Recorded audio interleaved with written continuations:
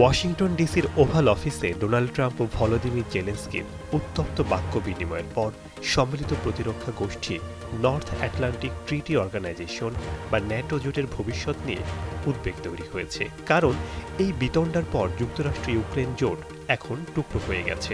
যুক্তরাষ্ট্র ইউক্রেনের মধ্যে সম্পর্কের প্রকাশ্য ভাঙন পশ্চিমা সামরিক জোট ন্যাটোর সদস্য দেশগুলোর সঙ্গে যুক্তরাষ্ট্রের বড় ধরনের সমস্যা সৃষ্টির ইঙ্গিত বলে মনে করছেন আন্তর্জাতিক বিশ্লেষকরা। ট্রাম্প ও জেলেনস্কির বাগবিতণ্ডা ইউক্রেনের নিরাপত্তার বিষয়টি নগণ্য হয়ে উঠছে।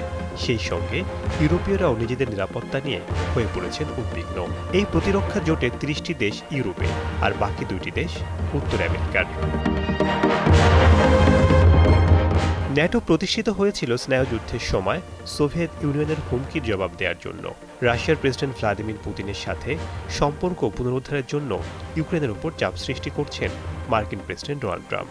অনেকেই মনে করছেন রাশিয়ার সাথে সম্পর্ক পুনরুদ্ধারের জন্য ৩২ রাষ্ট্রের এই সামরিক জোট ভেঙে দিতে পারেন বিশ্বের সবচেয়ে ক্ষমতাধর প্রেসিডেন্ট।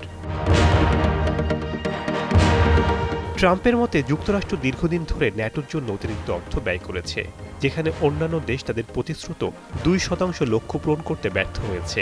এবার তিনি এই লক্ষ্যমাত্রা ৫% বাড়ানোর দাবি তুলেছেন। এই নীতির মাধ্যমে ট্রাম্প মূলত একটি শক্তিশালী বার্তা দিচ্ছেন যে ন্যাটোতে অর্থনৈতিক ভারসাম্য রক্ষা করা আবশ্যক। ইউরোপীয় দেশগুলোকে ন্যাটোতে জিডিপির ৫% ব্যয় করার কথা বলেছেন ট্রাম্পের ডিফেন্স সেক্রেটারি পিট হেগসেথ। ট্রাম্পের এই দাবি নতুন নয়। তিনি এর আগে ২০১৮ সালে ন্যাটো সদস্য দেশগুলোকে জিডিপির ৪% ব্যয় করার প্রস্তাব দিয়েছিলেন। এদিকে জার্মানির ফেডারেল নির্বাচনে বিজয়ী নেতা ফ্রেডরিক মের্জ বলেছেন, যুক্তরাষ্ট্রের সরকার ইউরোপের নিরাপত্তা নিয়ে চিন্তিত নয়। ন্যাটোর ভবিষ্যৎ নিয়ে প্রশ্ন তোলার পর ইউরোপকে তাদের নিজস্ব প্রতিরক্ষা জোরদার করার দাবি জানান এই ডানপন্থী জার্মানির নেতা। এ অবস্থায় বিশ্লেষকরা আশঙ্কা করছেন ন্যাটো সামরিক জোট ভেঙে যেতে পারে।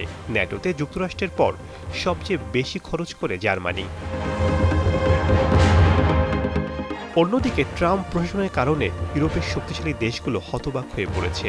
১৯৪৫ সালের পর প্রথমবারের মতো তারা ধারণা করছে ইউরোপের নিরাপত্তার নিশ্চয়তা বাতিল করতে পারে আমেরিকা।